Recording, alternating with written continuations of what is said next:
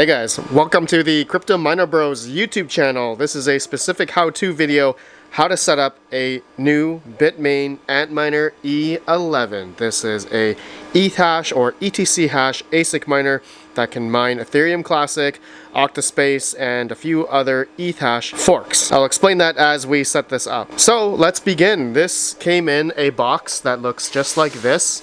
Okay, this is how you're going to receive it. It's going to be covered in an anti-static bag and 2 foam pieces, nicely padded, good for shipping, and nice and secure. So once you have it out like this, of course, you're going to want to put this somewhere where it's going to be able to extract the heat. Okay, this is going to produce a lot of heat, and as well as you need to have the power infrastructure to plug in something like this. Okay, so if you are a home residential miner, you're going to want to make sure you have 220 to 250 volt power to power this E9, because it's going to take over between 24 or almost 3,000 watts depending which hash rate model you get. So make sure you have a certified electrician to have this type of circuitry run in your house, as well as you'll need a 240 volt 30 amp PDU or something similar that's, you know, over 220 volt that you can plug in the power cables. And as well, you're going to need Ethernet. Okay, these require hardline internet to plug in to your local network in order to connect to the mining pool, which I'll show you guys later on. So once you have all that, we can plug in the E11. So unfortunately, it does not come with the power cables. Okay,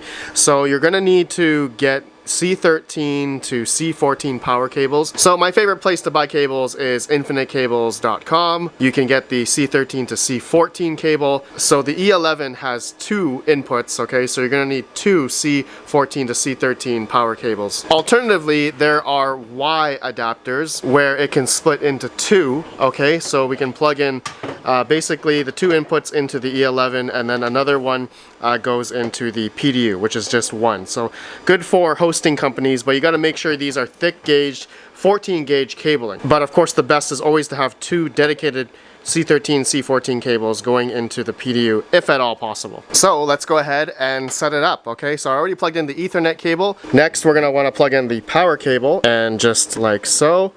Then we're going to plug the other end into the power distribution unit. Okay, so it's going to go right here, and it's going to turn on right away. Okay, there's no like power switch or anything. Once you plug it into your PDU, it will turn on right away.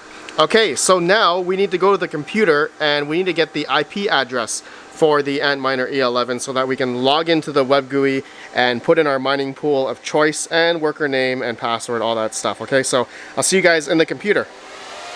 Okay, so we're in the computer and I'm using a free software called Advanced IP Scanner. Alternatively, you can use your own router if you can log into it and get the IP address that way.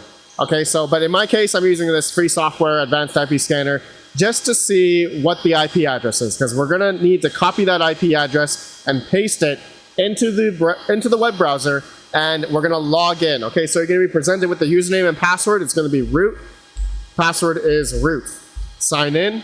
And now we're going to be presented with the web GUI, the web interface of the Antminer E11. Okay, so now let's go into settings on the left here, left tab. This is where you're going to want to put in your pool of choice, your mining pool of choice, and your wallet address and worker name, period, worker name. So there are a lot of different Ethereum Classic mining pools out there, Octaspace as well. There are a few other coins that this E11 can mine, but there's a few that it can't. Okay, so there's one called Ethereum W, in which this E11 cannot mine due to the memory size. Okay, so ETH W is 6.586 gigabyte in DAG size. The Antminer E11 is a 5.62 gigabyte in memory. Okay, so it's unable to mine ETH-W. So just a disclaimer, okay? It can mine Ethereum Classic no problem until around 2030, and as well as Octaspace till I think 2031. But in this example, I'm going to show you guys how to mine to 2 miners, okay? And this is a site where, mining pool that you can mine Ethereum Classic. So we're going to go to how to start over here. And this is where we're going to get the mining pool for wherever your geolocation is. Okay, so I'm going to be using the US one. I'm going to go back to the web GUI of the Antminer. We're going to paste that into the pool number 1. Now there's pool number 2 and number 3. This is where we're going to need the backup pools as well. So I'm going to get Europe. All right, I'm going to paste that into the second pool here. And you can probably hear the Antminer start to die down there because it's probably just beginning to mine. But yeah, we're going to copy the Asia pool, paste it there. Now, you're going to need to get your Ethereum Classic address. So I got mine from my Tangent wallet. Feel free if you guys are interested in a Tangent wallet. It's a cold storage. Use code RPM for 10% off. But otherwise, make sure you put your address in here as well as period and then a worker name. So I just put E11. Okay, and then yeah, you're gonna copy this and paste it into the other fields as well. Okay, just as the backup pools here. Password, I just put X, X, and X, and it's optional, but hit save, and that's it. Okay, so now after about, I'd say about 10 to 15 minutes, this thing is gonna start mining. It does take a while for it to ramp up because it's building the DAG size in the miner itself, so don't worry if you see that it's not mining specifically on 2 miners here. Now, I forgot to explain, there is an issue with currently, okay, there could be a firmware update, but currently a few mining pools is not supported with the E11. So I tried via BTC and it doesn't seem to work, okay? So that's just one pool, for example. I haven't tried all of them. So just keep that in mind. 2 miners works for what I know. K1 pool so far. F2 pool I haven't tried, but I'm assuming these top pools may work, but there's probably going to be a firmware update to support the other mining pools later on with this E11. But otherwise, that's it. That's how to set up the Antminer E11 to mine Ethereum Classic or Octaspace or any other Ethash proof of work algorithm coin, okay, except for ETHW. Okay, so let's go back out.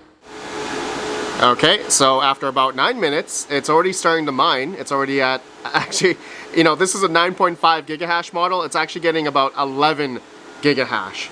So I'm not quite sure what has happened regarding Bitmain with this model. It's supposed to be a 9.5 gigahash model. But anyways, the power consumption, okay, advertised was about, I think, 2,500 watts, but we're actually using about 2872.